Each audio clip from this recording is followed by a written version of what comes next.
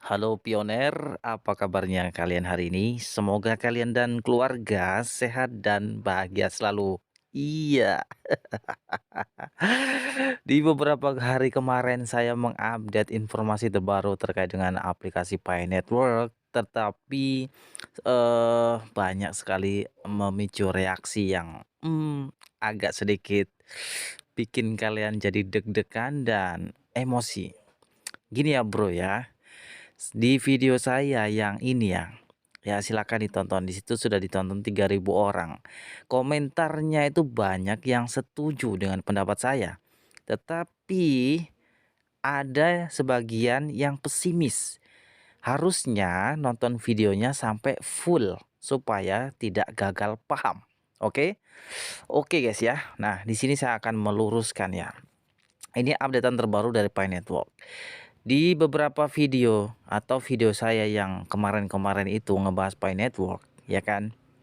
Yang ngebahas kalau saya ini meluruskan supaya pemikiran kalian tuh cerdas ya.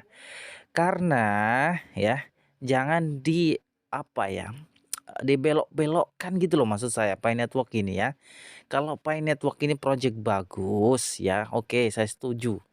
Cuman guys ya, kalau kalian beranggapan Pi Network ini akan sebagai alat bayar, nggak akan sukses di Indonesia. Oke, garis bawahi. Kalau Pi Network ini digunakan sebagai alat bayar, maka Pi Network tidak akan sukses, khususnya di Indonesia. Oke, Anda percaya atau enggak? Silakan, simak aja videonya. Nah, yang menjadi pertanyaan saya kepada Bapak Wakil Menteri itu, bagaimana menghadapi ini? Karena anggota PI Network di Indonesia itu dalam posisi urutan keempat dunia. Pertama Tiongkok, kemudian India, kemudian USA, dan keempat Indonesia. Di bawahnya itu ada Vietnam, ada ini, ada Filipina, ada Malaysia dan lain-lain. Dari 220 itu. Memang kami sudah bersiaga dalam pengertian begini. PI itu tidak untuk belanja sembarangan, misalnya kita beli apa di toko ini, enggak. Memang kita akan membeli di toko PI sendiri yang akan melayani. Saat ini sudah barter, sudah dimulai. Kami istilahnya barter, bukan jual beli, barter. Itu ada emas, sudah mulai, malah ada macam-macam lah, ada mulai laptop dan apa-apa di PI. Apakah ini termasuk kegiatan ilegal atau tidak, itu yang menjadi pertanyaan saya. Karena saya juga pemegang PI yang nggak sedikit ya. Saya pemegang PI ribuan, dan kalau satu PI itu $314.000, bayangkan hari ini nanti 1 Agustus saya sudah termasuk miliarder, mungkin juga triliuner Indonesia, boleh di urutan keberapa nggak tahu. Sekian, terima kasih. Baik, terima kasih tadi Pak. Saya pikir ini menarik tadi Bapak ya, datang ke sini melihat dan juga menanyakan hal yang menurut saya sangat sangat challenging ya. Saya harus sampaikan apa adanya ya, mungkin di depan teman-teman dan juga di depan Mbak anggota Dewan, bahwa memang per hari ini ya, sampai dengan sekarang ya, kalau kami sebagai regulator dan tentunya kita sebagai warga negara yang patuh dengan peraturan dan regulasi, kita mengikuti peraturan yang menyatakan bahwa alat pembayaran itu hanya rupiah. Ya. Dengan kata lain, kripto tidak bisa jadi alat bayar. Ya, itu satu. Jadi berangkat daripada konsep itu, ya, kita juga tidak bisa mengimplementasi ruang-ruang lain untuk kripto selain dipakai sebagai komoditas. Gitu. Saya sudah dengar itu yang Bapak sampaikan, ada beberapa teman-teman juga menyampaikan kepada saya, nilainya tinggi, betul itu Pak. Lalu juga terafiliasi dengan negara-negara lain, ya kan? Lalu investasi juga cukup cukup menggiurkan ya, dan tentu bisa dipakai sesama member, betul ya? Nah, itu saya dilaporkan kepada saya juga tuh kejadian-kejadian itu. Ya. Apa yang saya bisa sampaikan kepada Bapak ya, ini mohon izin Mbak anggota Dewan. Pertama, saran saya lebih baik jangan ya, Ini teman-teman yang lain juga bisa mendengar. Ya. Kenapa? Karena ya, selama itu tadi digunakan dalam kategori untuk bisa melakukan transaksi sebagai alat bayar, itu kan tidak comply dengan regulasi kita. Bahwa nanti misalnya kita beli kripto, kita simpan, kita jual, dapat duit, kita cash out, kita beli barang, nah itu lain soal. Nah, Anda bisa dengar sendiri ya kalimat terakhir dari Bapak Jerry Sambuaga. Di situ Bapak Jerry Sambuaga menjelaskan kalau kita beli kripto, ini kalimat yang terakhir tadi ya. Kalau Anda beli kripto, kemudian Anda simpan, kemudian Anda jual ya, lalu Anda cash out ke rupiah, rupiah itu untuk beli barang, nah itu lain soal. Artinya itu bisa dilakukan. Nah, solusi terbaik di Indonesia, Pi Network harus listing ya di bursa cryptocurrency pada umumnya seperti Ethereum, Bitcoin, dan kripto-kripto yang lainnya. Intinya kita transaksi pakai rupiah. Sampai sini Anda paham nggak? Kalau nggak paham berarti Anda memang benar-benar nggak bisa ngomong lagi saya. Nah, Anda sudah lihat videonya? Anda paham siapa yang berbicara? Yang berbicara itu adalah Wakil Menteri Perdagangan, Jerry Sambuaga. Ya. Nah, sekarang saya mau tanya kepada Anda, ya, status Anda siapa? Apakah Anda seorang wakil menteri ataukah Anda seorang presiden? Yang di Indonesia sudah diatur. Pertanyaannya, Anda tinggal di mana? Siapa yang mengatur Anda? Nah, Anda kan tinggal di Indonesia. Kalau Anda punya etika sebagai warga negara Indonesia yang baik, tentunya Anda harus mengikuti peraturan perundang-undangan yang sudah ditetapkan oleh pemerintah. Dalam hal ini, ya pemerintah Indonesia yang mengatur dalam mata uang atau sebagai alat pembayaran di Indonesia itu adalah rupiah. Oke, paham ya sampai sini? Nah, ini yang perlu harus Anda pahami. Saya berbicara konteksnya dalam Indonesia loh ya. Kalau berbicara dalam konteks global, oke, Pi Network ini akan namanya booming di seluruh dunia sudah mengetahuinya. Tentu ya, karena ini gratis, menarik dan diisukan akan harganya tinggi. Nah, di acara Pi Fest kemarin itu sudah diikuti oleh 21.000 pembisnis yang menerima koin Pi, yaitu kurang lebih diikuti oleh 155 negara. Menerima koin Pi sebagai alat pembayaran. Dan Anda bisa lihat ya, di Indonesia juga sebagian teman-teman komunitas itu juga mengikuti acara Pi Fest itu. Itu kan hanya acara Pi Fest atau festival, bukan berkelanjutan. Ya boleh-boleh saja. Ya namanya juga festival untuk uji coba, untuk memperkenalkan juga supaya masyarakat juga tahu ini loh produk Pi Network gitu kan. Mata uang digital, oke mantap sekali kan, bagus gitu kan. Tetapi kalau ini nanti akan menjadi jangka panjang, tentu menurut saya ini perlu revisi undang-undang lagi, ya. Kemudian paling teman-teman juga bertanya, "Alah Bang, lu mungkin karena, eee, koinnya belum dimigrasi makanya lu sekarang begitu ngomongnya." Teman-teman, kita udah nambang hampir 5 tahun, nanti tanggal 14 ya. 14 Maret kalau nggak salah ya, itu ulang tahun Pi Network yang ke-5 tahun. Bayangin aja 5 tahun dan proyeknya sampai hari ini belum bisa kita nikmati. Ya mungkin sebagian teman-teman sudah pada bisa menikmati yang sudah migrasi, kemudian bisa dijual gitu ya kepada orang yang mau menerimanya dengan harga kesepakatan walaupun nggak harga GCV gitu ya. Mungkin harganya 1 Pi 10.000, 7.000 dan mereka lepas. Terus harusnya yang jadi pengkhianat siapa? Apakah yang ngejual itu juga setuju dengan GCV? Buktinya mereka lepas tuh koinnya di harga 7.000, 10.000. Sampai sini paham ya? Oke. Nah, teman-teman, ini saya nggak perlu baca semuanya lah ya. Intinya ini Pi Network atau core team hanya memamerkan, memberitahu ya, instruction. Nah, coba kita buka ya di sini. Kita buka semuanya guys ya. Saya ambil nanti yang penting-penting saja. Oke, di sini kita coba analisa dan kita baca ya. Sekali lagi jangan di-skip videonya supaya kalian tidak gagal paham. Ya, saya ingin meluruskan nih pemikiran-pemikiran dangkal ya. Pi dengan gembira mengumumkan peluncuran Pi Commerce Hackathon di mana komunitas Pi akan membuat aplikasi untuk dengan mudah menemukan bisnis lokal yang menerima Pi. Ya, nanti kan itu core team akan mengadakan hackathon ya. Hackathon ini diadakan terbuka bagi semua ya, bagi semua pioner yang memiliki keahlian dalam membuat platform, dalam membuat aplikasi yang berbasis e-commerce. Itu terbuka diadakan. Ya, untuk tujuannya apa? Inti dari ini adalah tujuannya supaya lebih banyak pioner atau komunitas itu lebih mudah menemukan pedagang.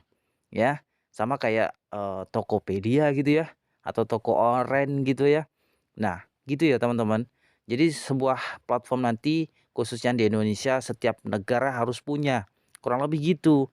Agar bisa apa? Bisa ngejual pie-nya ya, atau bisa digunakan pie-nya untuk membeli produk-produk.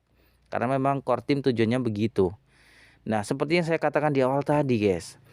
Nah, ya, jadi kalau memang nanti seperti tujuannya, endingnya seperti itu, maka Pi Network belum bisa diterima di Indonesia. Ya, karena pemerintah masih bersikukuh alat pembayaran yang sah di Indonesia adalah rupiah, bukan Pi.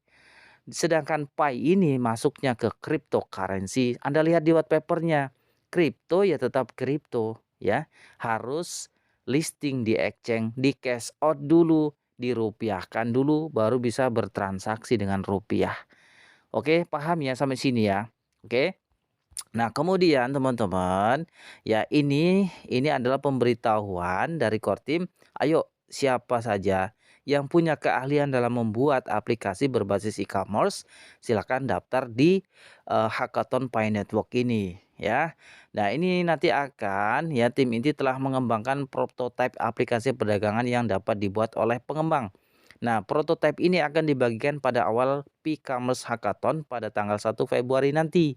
Namun untuk saat ini temukan pilihan gambar dari prototipe di bawah. Hackathon ini bertujuan untuk menyatukan para pengembang pioner untuk berkontribusi pada pengembangan utilitas ini guna memajukan tujuan kami yaitu open network ya. Itu dia teman-teman. Di sini ada tantangan. Berdasarkan prototipe aplikasi niaga, tim inti bekerjalah dalam tim untuk membangun aplikasi niaga yang akan mendukung kemampuan untuk ditemukan dan koneksi antara bisnis lokal dan pelanggan. Fitur aplikasi mencakup database dan peta bisnis yang dapat dicari, profil bisnis, menu program, loyalitas, pembayaran Pi, dan banyak lagi. Itulah ya tema-temanya harus seperti itu. Intinya ya bagi para pengembang, contoh kayak begini ya. Misalkan kita mau beli hotel atau apa ya gitu ya, untuk membeli pesan hotel gitu ya. Nah, di situ tinggal di aplikasi itu. Pertanyaannya, kalau nanti peserta hackathon-nya itu diikuti oleh seluruh pesertanya itu bukan dari Indonesia atau dari luar negeri, kira-kira Anda kalau mau menggunakan Pi itu harus keluar negara gitu, kan repot. Nah, kita kan harus berbicara konteksnya di Indonesia, guys. Karena kita ini harus bisa menikmati Pi ini di Indonesia. Oleh sebab itu, kita jangan sampai berseberangan, bergesekan dengan undang-undang, dengan pemerintah karena tinggal di Indonesia gitu loh. Kalau berbicara di luar negeri, wah, Bitcoin itu sudah diterima sebagai alat pembayaran lebih dulu dari Pi Network gitu loh, ya. Tapi di Indonesia tetap nggak bisa. Sedangkan Bitcoin itu di luar negeri itu sudah bisa banget. Bahkan ada ATM-nya. Paham ya sampai sini ya. Nah kemudian, oke lah saya nggak akan bahas semuanya ini ya. Ini terkait dengan apa namanya ya, saran-saran dan juga instruksi ya. Instruksi dari core team bagi para pengembang untuk membuat aplikasi yang berbasis e-commerce. Itu dia intinya pokoknya lah ya. Ini kalau pioner yang nggak punya keahlian ngoding buat aplikasi ya, menurut saya ini informasi nggak cocok, bukan sasaran Anda. Oke, tapi wajib kita informasikan. Oke, nah saya akan menjawab tudingan kalian ya. Saya ini tuh meluruskan loh ya, saya juga pro dengan Pi Network, tapi kan kita harus mengedukasi dengan yang sebaik-baiknya.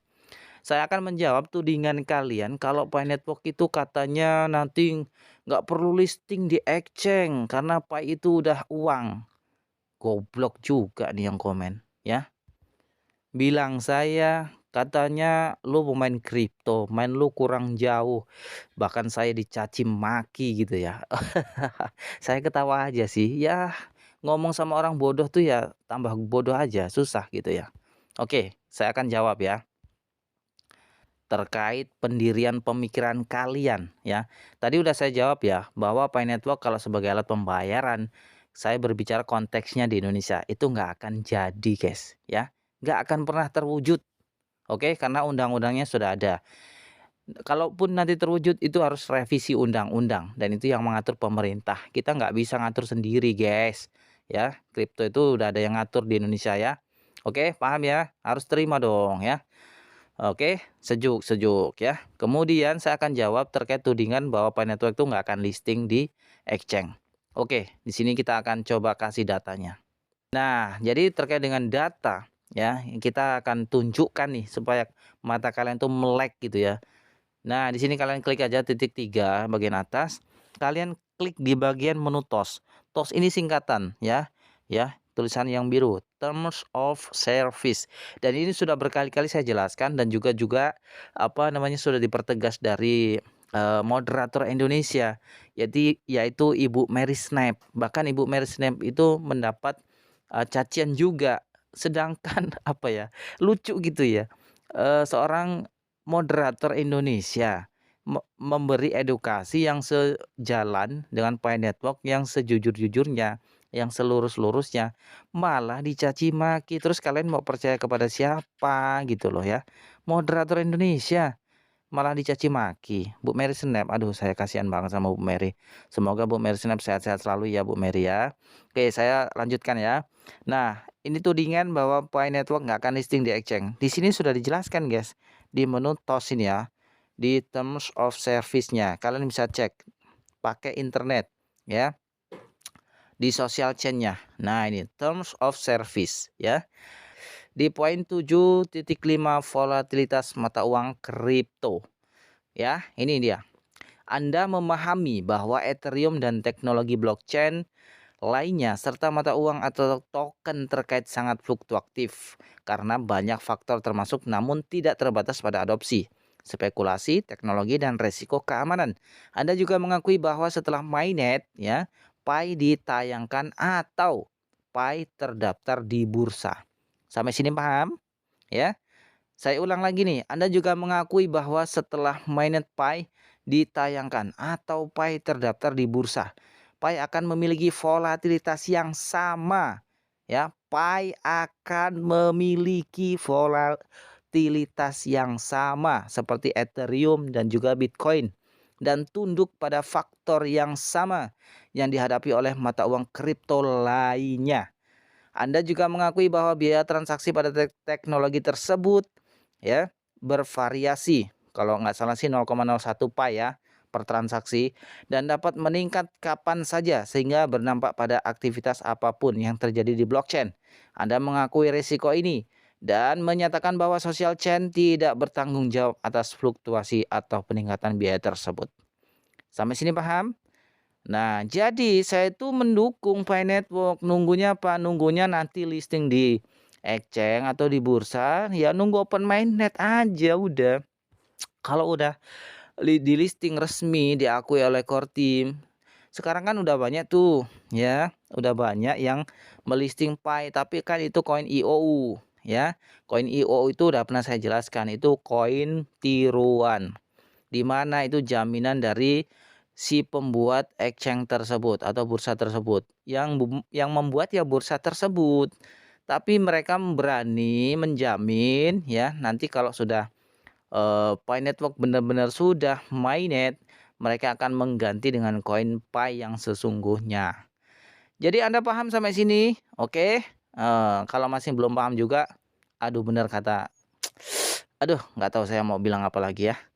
Oke, oke, gitu aja. Terima kasih. Sampai jumpa di video berikutnya. like, subscribe, dan tekan lonceng notifikasinya. Salam waras, tetap nambang Pi Network. Jangan sampai kelewatan halunya. Itu pesan saya. Terima kasih.